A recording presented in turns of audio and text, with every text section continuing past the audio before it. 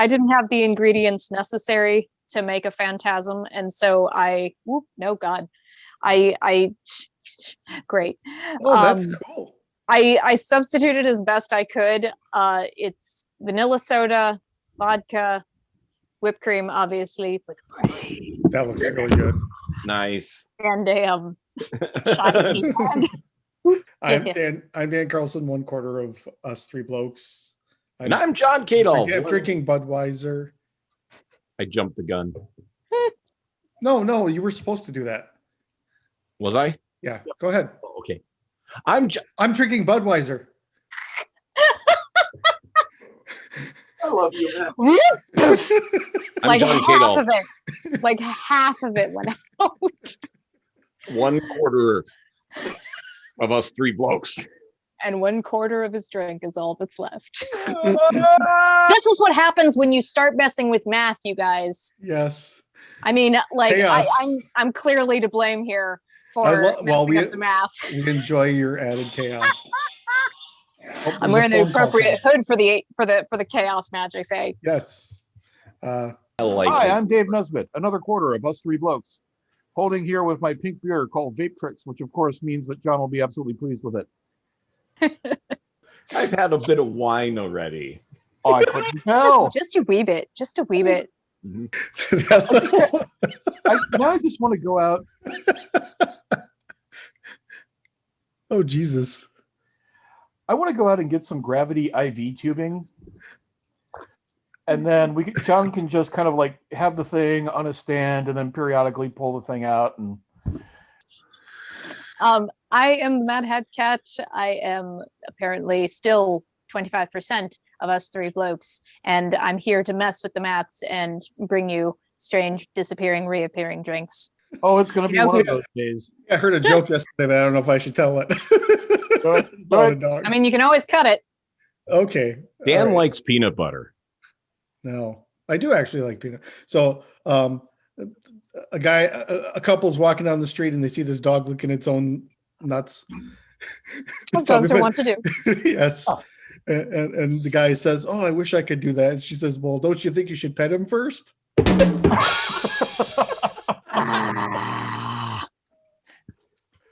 that was good. They don't call me sleazy, the sleaze expert for nothing. Yeah, I've been wondering what is actually the origin of that title. It's a long story. He is our grindhouse guy. We were actually having a conversation. We decided to hold off on until you arrived because we're like, things that we absolutely missed, and the opening scene of Phantasm has it. But the things that we missed from 70s and 80s horror films are the gratuitous titty shots. Just, Look, every horror movie ever is a way to say, hey, kids, don't have sex in a cemetery. Actually, the interesting thing about that scene, the actress that plays the lady in lavender didn't want to do the nudity, so they hired a double to do her breast shots. Then she goes to see the movie with her mom, and they see these big breasts 80 feet high on the cinema screen. She goes, big titties. And her mom turns to her and says, "You should have done the scene. Yours look better." Thanks, Mom. Yeah. Mom is there to tell you the truth. Okay. Yeah. She may not like that, you're displaying your body, but if you're, think of the art, honey. Yes. Yeah. So Phantasm is about this 13-year-old boy named Mike who has a brother who used to tour with the Rolling Stones, and he has stopped because their parents have died, and he's now taking care of Mike. And he hears his brother say that he kind of wants to go back on the road, and he's worried about him leaving. And as this is happening, there's all sorts of weird things going on around town, especially around the mausoleum. Goes Funny to a friend's funeral, and he sees the tall man, the mortuary attendant, pick up this 600-pound coffin by himself and put it in a hearse and drive off. And that begins a boy's adventure like no other. Yep. But basically, Mike goes off and breaks into the mortuary and begins to do an investigation like you do. Also, by the way, Boy detective. yeah, Mhm. great things about 70s fashion. You can take a big ass hunting knife, stuff it into your boot, and hide it in your bell bottoms with no fucking problem. See, It's fine. bell bottoms have their uses, goddammit. He could have hit a shotgun in those fucking pants. Yeah. He has one later on. Yeah. Yeah, he is He's just casually, like his brother comes down the stairs. Oh, my brother's falling asleep on the stairs with the shotgun. I just All right. Tuesday. Fucking you know. Jody, man. He reacts to nothing. Yeah. He reacts to nothing. he's been on Do tour they? Let me just You move. know, I mean, let's face it, if he's been on tour with the Stones, he's hung out with Keith Richards. Is that After actually that- established, by the way? When Dad Well- said that, I was like, well, it's is that why he's wearing the fucking t-shirt? yeah, that's why he's wearing the t-shirt. It's actually I in did the- not pick up it's- on that. It's in the novelization, so I kind of was filling you in on things that are Okay. extraneous to the movie. But Also, that Got it. scene where he manages to escape the room with a hammer and a shotgun shell, and he's putting the thumbtack into the shotgun shell. I was just sitting there going, please God, no, because all I could picture was him blowing his fucking hand off. well, Don Coscarelli said he was very happy that nobody had imitated that scene because it never would have played Right. out the way it did in the movie. Oh no. Yeah, he said it wouldn't have exploded straight out. It probably would have went out everywhere, Just including scattered everywhere. Yeah. So don't attach a shotgun shell to a hammer with a piece of tape and try to get out of a room with it. Not even like duct tape. It No. was just Scotch tape. Right? Yeah. So I will say that whole scene where he's sitting at his desk and just fuming with Mm. all the teenage angst, thunk, Yeah. thunk, thunk, shotgun shell. Oh, wait a moment. Getting an idea here with that pencil desk set that my parents got me for 8th grade graduation. Hey, I don't that's know an if that was a thing back then. that's an alchemist's mindset. Take Yeah. what's there and use it. make the damn thing into what you need it to be. That's how it works. John had a neat comment about J.J. Abrams remastering this. He was surprised that there were no light leaks added. I know, and there wasn't any lens flare or any of the usual J.J. Abrams stuff. Mind you, though, the sound in this is fucking amazing. All the stuff that I had seen previously, I won't say it was like second or third generation copies, but it was pretty clear that it had gone pretty far down the production chain. So they must have started with the real elements, and then because A the lot got soundtrack added sounded, in post. yeah, the soundtrack sounded way better. I think they might have actually done some additional ADR in the. Oh, I thought you were talking about the Foley. You're talking about the score. Yeah, the score sounded a lot better, but the Foley also sounded a lot better. I think they did a lot more of that in this. I have a few notes in here, like we're all of the thumps that we're hearing all over the place, especially behind the super secret door in the Mhm. mausoleum with all the ancient, who knows, Greeks, Romans, whatever's faces above it.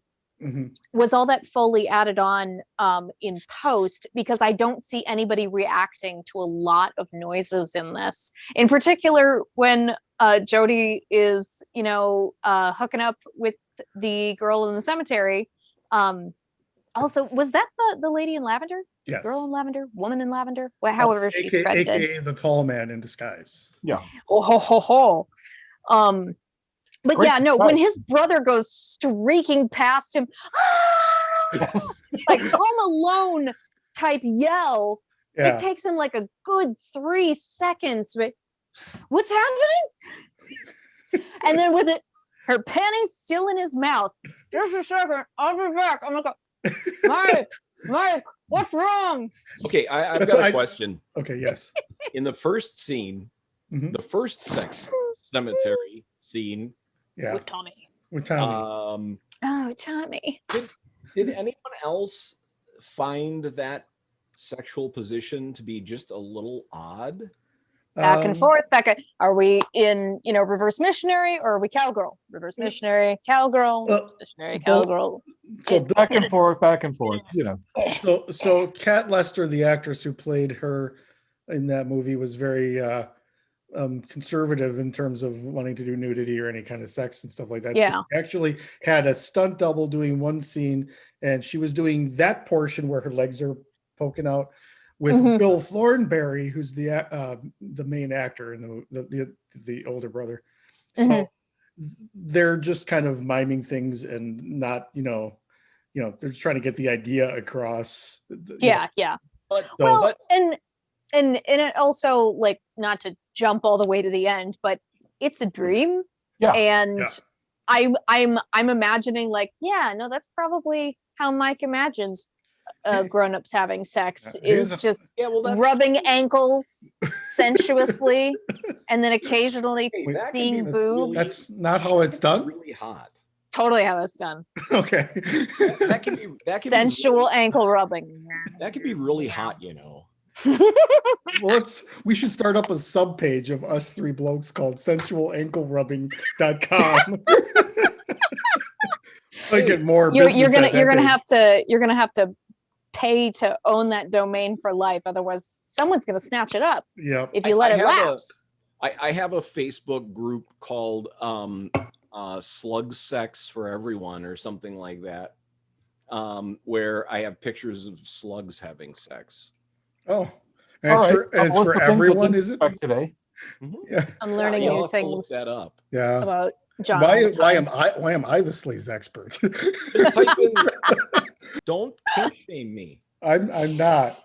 I'm just saying you suggested it for everyone, which is different than having a kid talking about it. It's a public page Okay. Okay. for everybody to All right. enjoy. I'm reeling it back in, John. I'm I was reeling gonna it say, back in. Reel it back in. there we are. Okay. And just Surprise. kidding, she's not an Nice. incredibly attractive blonde woman. She's a tall, grotesque, ghoulish old man.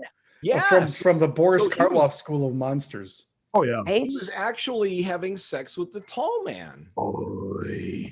Mhm. Also, I didn't realize this until the very end of the movie.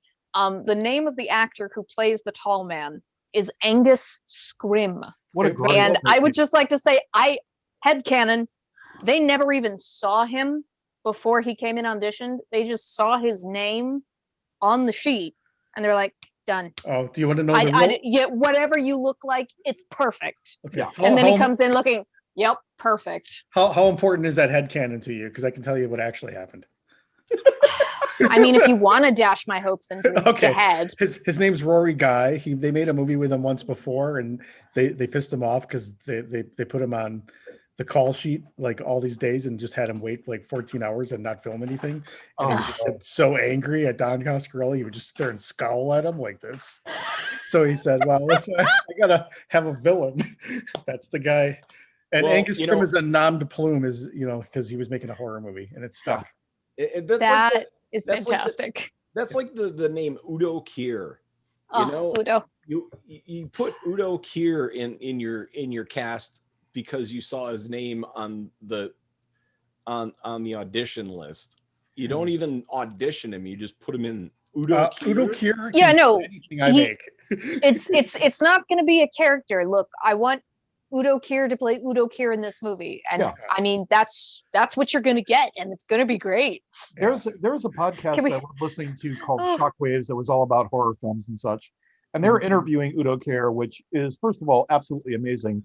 But I had stopped listening to the podcast, went out to go to an art show, hung out there, came back in, started the car, hit play on my phone to start the podcast again. And the first thing I hear is Udo Kier going, "I will kill you." And I was like, Jesus, fuck.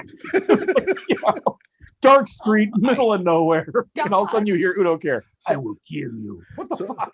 So I just want to tell you guys Genuinely about terrifying. the Yeah. first time I saw this movie. I'd heard about it for years, and I was actually not that interested in it. But then, like, it was on. I had this weird thing where VCRs were not a thing at this point. And I was going over to my cousin's house and I was just like, boy, I really would want to watch Phantasm tonight. And then sure enough, it was on TV that night. So I put it on. Everybody else had seen it already, so they went in the other room. I'm by myself in this room. There's a giant wall-sized glass door overlooking a cornfield, a lit cornfield.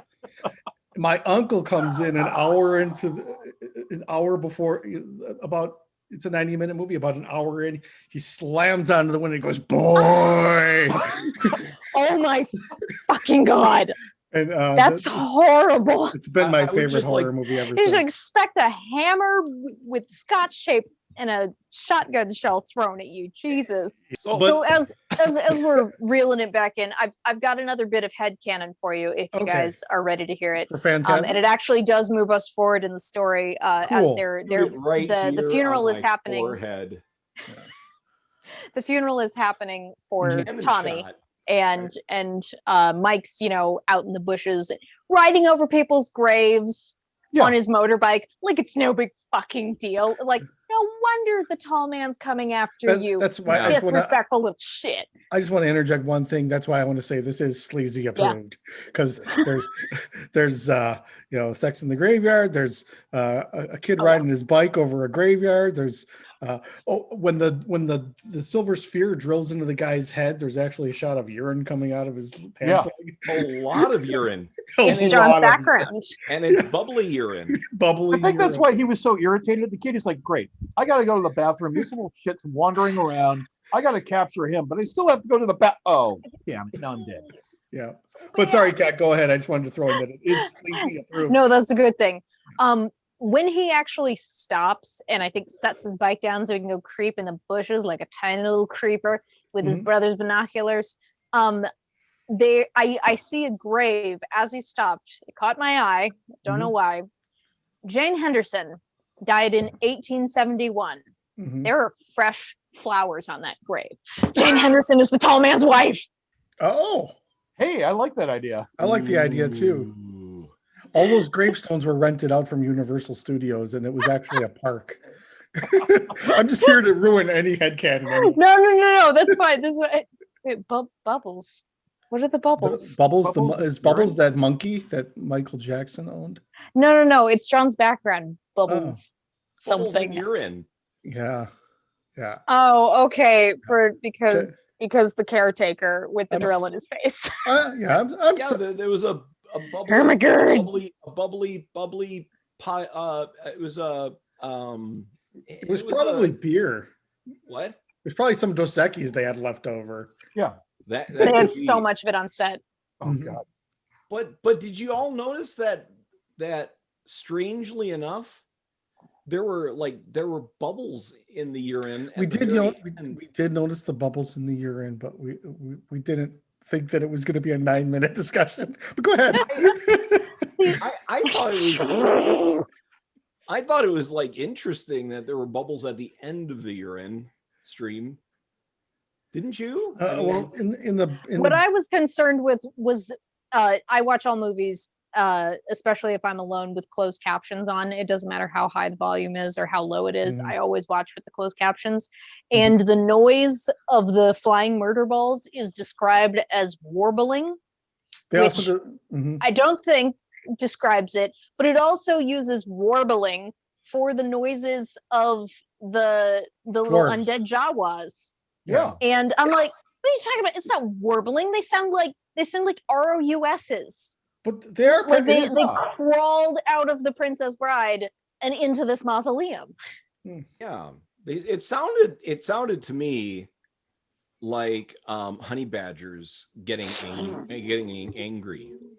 Honey badgers in a bad mood. Is there ever a honey badger in a good mood? I just want to say that there's a musical number in this movie. The movie just stops completely for two guys to play fucking kick-ass guitar on their front porch. Yeah. See, well, it makes more sense now that you say like it's in the novelization. Is it the novelization of the movie, or is it the Yes. novel the movie was based on? Well, it's a novelization of the movie that was written by Got the, it. the Okay, director's okay. mother. Yeah, that makes way more sense now.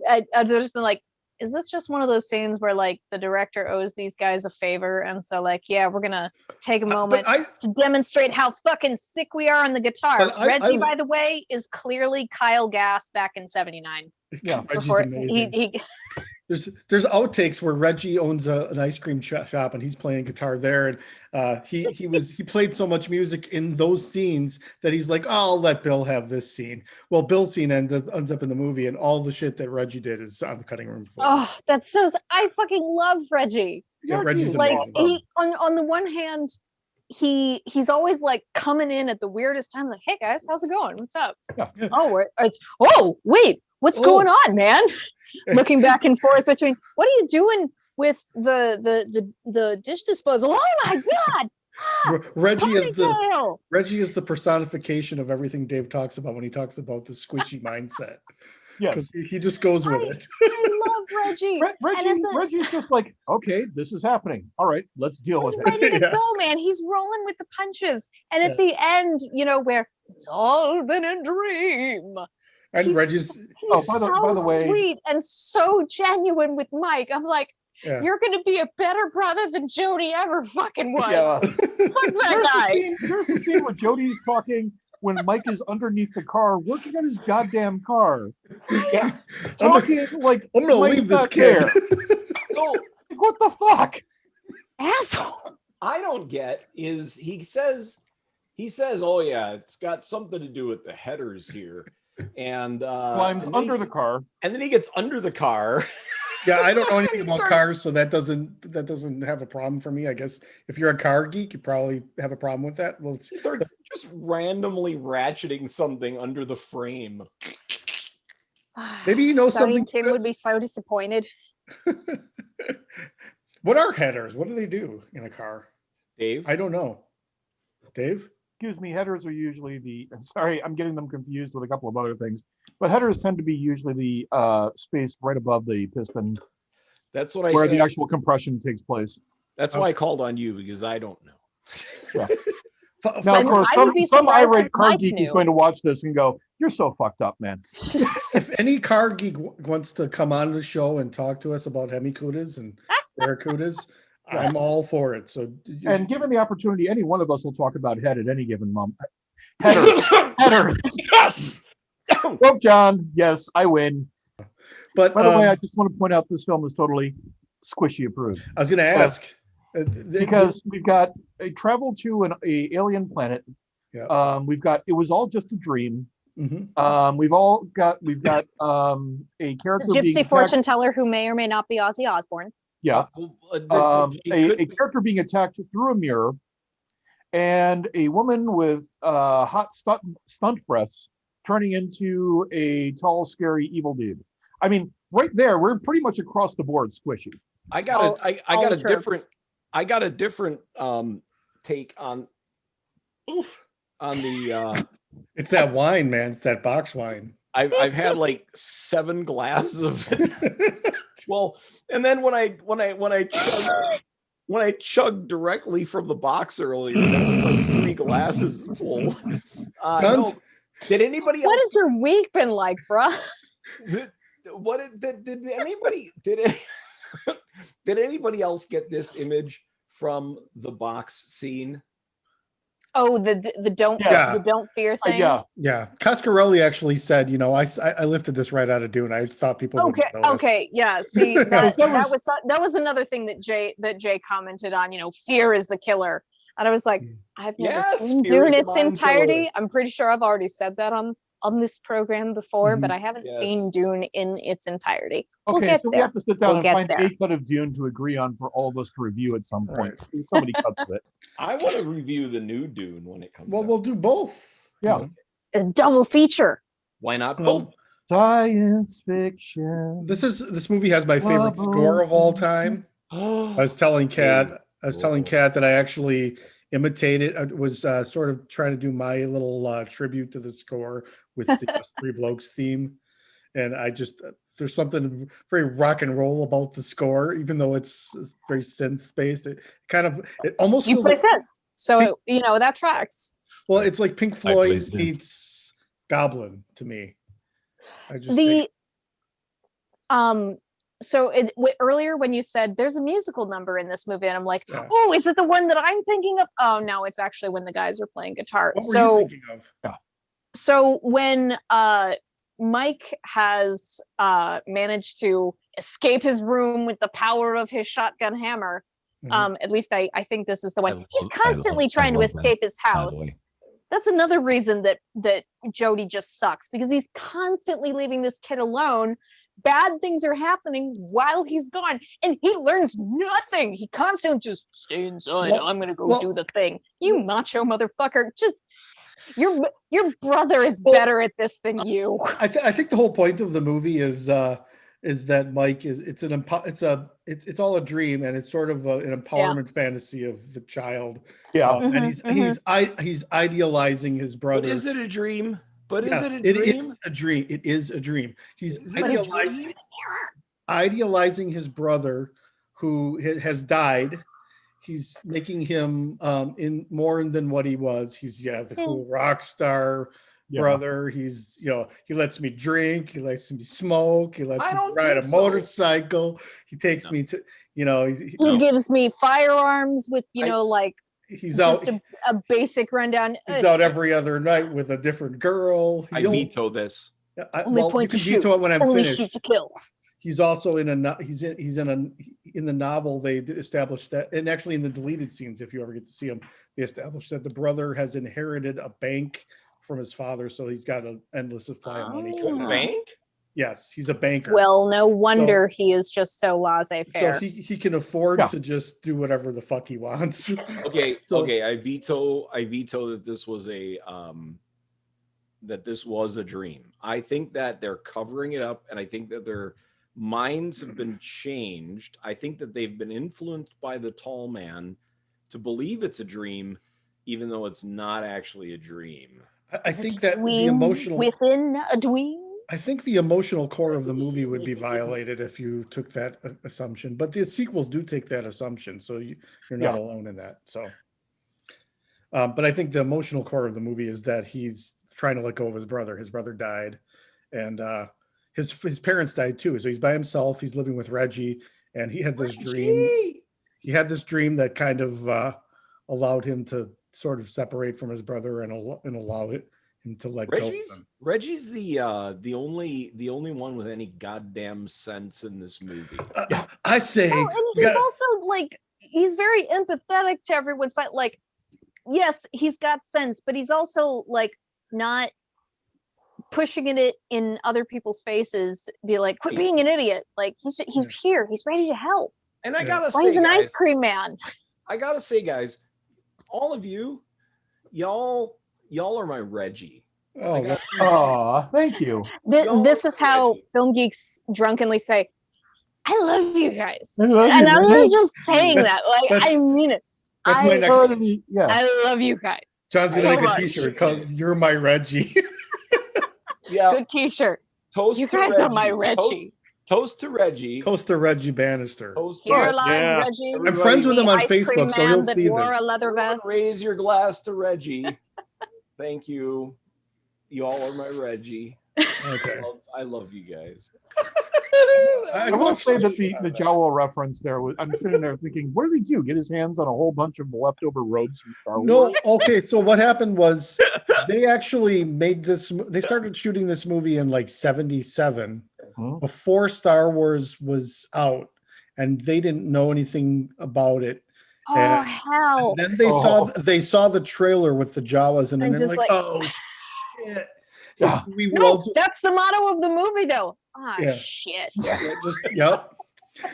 And then well, So like, well, 5 times. it's like fuck it, we'll just go with it, instead of spending the money to, like it's a low budget. It was financed mostly by the director. Hey, And what would it and be? Dos Equis. What And would Dos they Equis. changed it to anyways? I mean, what else could they have used? I mean, like, okay, let's refilm all the scenes with the Jawa. No, I don't- What are they going to do? what a pain. I mean, I definitely see the resemblance. It's definitely there, but I don't ever think of them as Jawas. No. I always think of it as Jawas. Yeah. Anytime I There- see anyone in a brown hoodie, I think of them as a Jawa. There is a moment where Even Obi-Wan? Mike has snuck into the basement, and he's like looking around, planning his next move, and you see the hooded dwarf come up behind him, and you're like, oh, you're just about to go. Oh, Jody, yeah. But the noise I hear isn't a Jawa noise. Like, I saw that, and immediately what came into my mind was the Ewok battle cry. Okay, you So got to thanks- open with thanks that. for- This movie was filmed in the same area that Poltergeist and E.T. were filmed in, and I've always wanted to live I there. was actually curious. Yeah. I want to go to that bar that is Dunes Cantina? next to Dunes Cantina, Yeah. which again, surely a Dune reference, right? I don't know if it's an up actual on bar. up on top of the roof, there A is horse. like a horse. It has no ears. Yeah. It has no ears. What is the deal with this earless horse? I need to know. A deaf horse. John, is this mythos approved at all? It certainly seems to have that otherworldly investigator kind of situation. This would make a great Delta Green adventure, and see how long it takes for the players to actually catch up to the plot. I don't know. Not enough mythos stuff. Okay, the absence of tentacles, but work with me on this. Alternate dimensions, manipulating bodies to make them smaller, sucking out brains. It could be Migo. I'm just saying. Appendages that continue to move even after they've been Oh, yeah. severed. Yellow blood. That looks Yellow like really blood. bad, really thick milk. We're trying for a trifecta. Actually, here. I thought it And- looked like I don't want you to finish that sentence. butterscotch pudding. And Okay. From Before the I get allowed a 70s, chance to sit. with Yeah. all that beautiful artificial coloring. I love butterscotch pudding. And also has the fakest looking but coolest insect that crawls into Mike's hair. Yes. God, the fucking giant fly. I love it. Like it's gone, and then It doesn't Oh, matter that it looks fake. what lovely hair you have, Michael. It doesn't matter that it looks fake. It's the staging of it. The staging of it Yes, still makes no, it it's creepy. perfect. It's And- perfect. And it almost flies into Reggie's mouth. It's fucking terrifying. The whole bit where Mike like captures it in the jean jacket Yes. and is like banging it all around. Okay, Like okay, I know it looks a little overdone, but honestly, Mike is the best actor in this movie. Like He is. just Okay, straight yes. up, the best actor in the movie. I would like to point out a physics question here. So it is a common theme in movies when a small object has the ability to apply force, even though it's too small and caught in a jacket. It's like the puppets from Puppet Master. You don't struggle with something that here. Look, I have a dead, armless, headless. Who is this? This is not consequential. It's a dream. But And what I mean by that is that this is a thing dream. would have This is a dream. this. It must be because I have John holding up a headless figurine trying to explain to me. Sabine Wren. This is Sabine. This is a headless, armless Sabine Wren that I printed. It broke. Anyway, so but this would have no what's the word I'm looking for? It's the I'm gonna find it. when something can apply pressure. Yeah. Anyway, John's brain is broken. We'll be back in a moment. It's Please stand by. no, it's like Just across the whole screen. if I grabbed a hold of Sabine and she was alive and she did her best to get free, I wouldn't be like, That's because she's not as strong as that fly. It's a Yeah, that supernaturally fly is- strong fly. Yeah. Supernaturally strong. So But she wouldn't be able to apply that kind of strength. She would have no leverage. That's the word I was looking for, is leverage. That was a long path to the word leverage. Important. He has. I was expecting something a little bit bigger, really. He has no leverage. And in a lot of movies where there are small things that make people do the thing. In an era when we have to be saddled with Michael Bay movies, I think that is not a big The deal. least of our problems. Yeah. Supernaturally strong flies are the least of our problems in 2021. That Mike points out when he sees the alien world for the first time is they're making them shorter because of the higher gravity. So that bug probably came from a higher density world. By the way, did anyone else get like the mood of, as soon as they walked into that room, I'm like, are we in the Wonka factory now? Because it looks like the television transport room. Not to me. With the silver cylinders and everything. It reminded me of 2001. Space Odyssey, yeah. The black cylinders I also thought was a really cool way of repurposing 55-gallon plastic drums.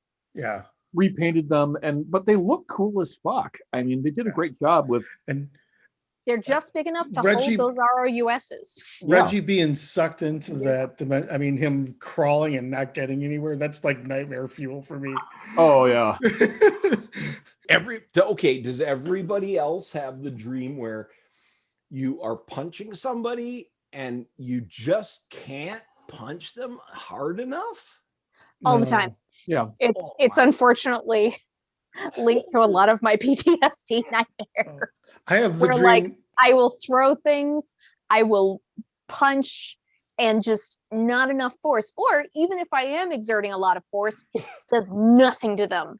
That fucking star-nosed mole running, that visits me. You can't run fast enough, but I like can in that float good enough. I can float. There was a dream I had where I was on a carousel, and I get to the top of the carousel, and it's coming around the thing, right? I'm in this car. Ox wine is not your friend. I'm in this car, and I go to the very top, and it's coming back around, and I just keep going. I just float. Okay. This actually brings me to my to play or not to play statement. As I was watching this, I was thinking to myself, I know that for a lot of people this is a cult classic, and they, watched it at like the right time, nauseum, where it became kind of part of their youth, and they watch it with fun and nostalgia, or whatever scenes were particularly terrifying to them when they were kids. Nowadays, if you've never seen it before, I would say you would enjoy watching it if you are the sort of person who remembers a lot of your dreams, especially in great detail, and you're the sort of person who likes listening to other people tell you about their dreams. If you're not that sort of person, you may not want to watch it. I am that sort of person. I have very, very, very, very vivid dreams, whether I want to or not. You like hearing about other people's dreams? I do like hearing about other people's dreams. I do. I like doing dream interpretation for my friends. I've done that since grade school. So with that in mind, I would say if you are the sort of person who dreams vividly and you like hearing about other people's dreams, play. Actually, come to think of it, that ties in nicely with that other Don Coscarelli film, John Dies at the End, because there's a few times where they're talking about dream interpretation and such. Anyway, for me, thinking about this film, one of the things is that it always feels like this film is, the characters are kind of flipping the bird at death. I think it's very much a teenage sort of thing. Because the scene where the kid's riding around on the motorcycle in the literally saying "fuck you, death." Yeah. With his motor. Well, not metaphorically.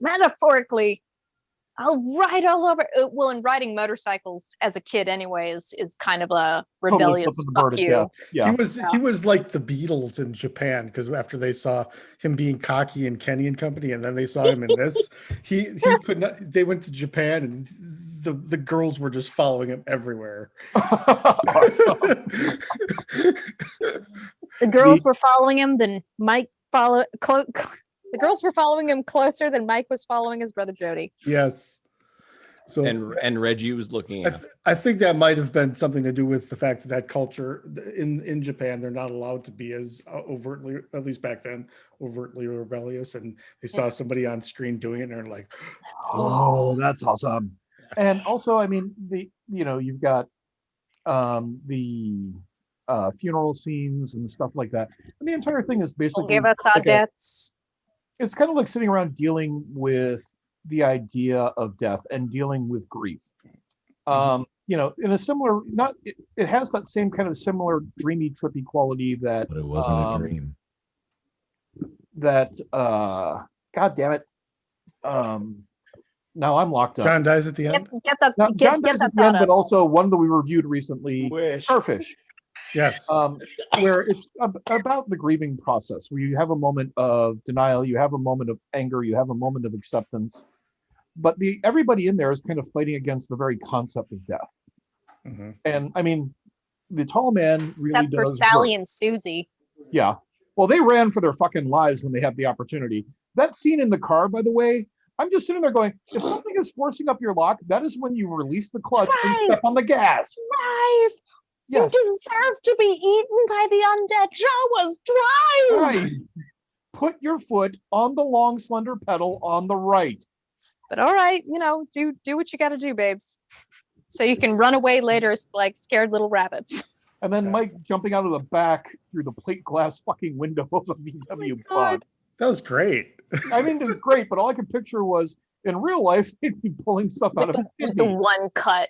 Yeah. The one cut right there, which is already basically healed and scarred over by the time he makes it. I think this movie is house. ahead of its time. I think this is like Nightmare on Elm Street 5 years before. Oh yeah. And yeah.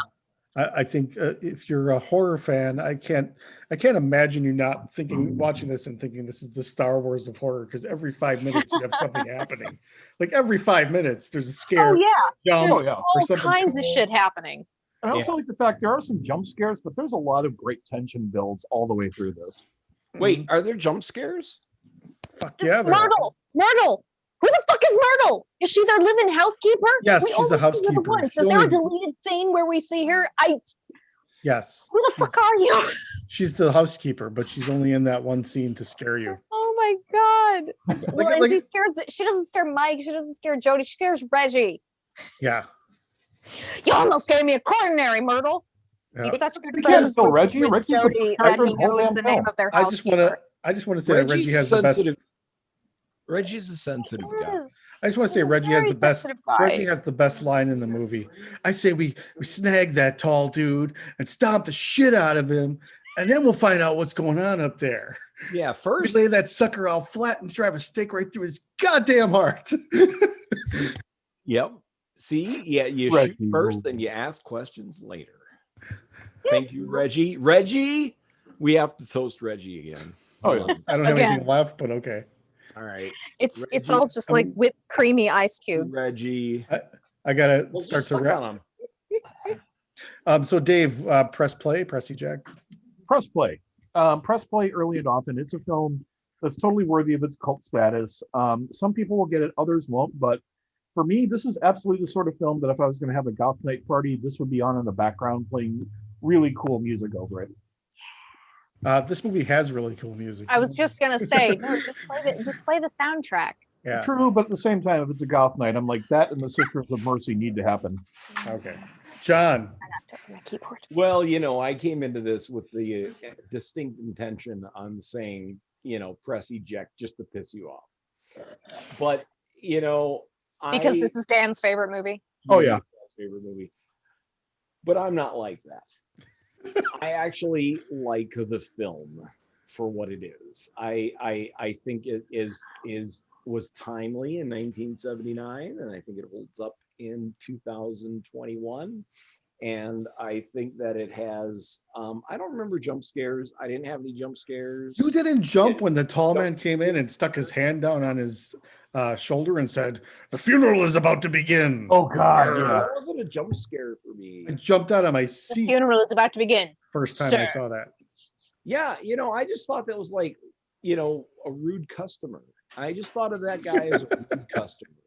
You know, so I'm used to that kind of thing. Being in retail as long as I have been, is rude customers going, "I'm looking for a diode, sir." So, but anyways, so with that in mind, I must say that I have to press play because it's a fun fucking movie. You know, is it my favorite? No. Is it in my top 5? No.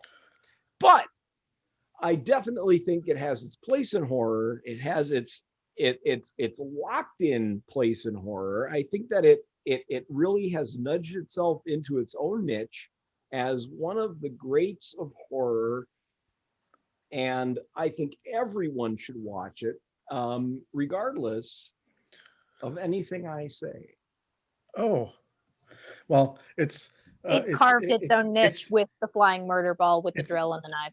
Yeah. so it's weird to say this is my favorite movie because obviously there's better movies like Showa, Schindler's List, you know, Yeah, but I'm not going to go. Boogie Nights. But if I have to throw a movie in just to have fun for an hour and a half, I'm gonna throw this one in every time. There you go.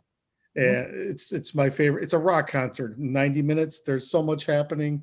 It's definitely it's a it moves balancing. some popcorn for you, you know. Yeah, it's a balancing act because there's some sad things going on in the movie, but it's also extremely fun. So press play often, like maybe not as often as I do because I watch it at minimum twice a year.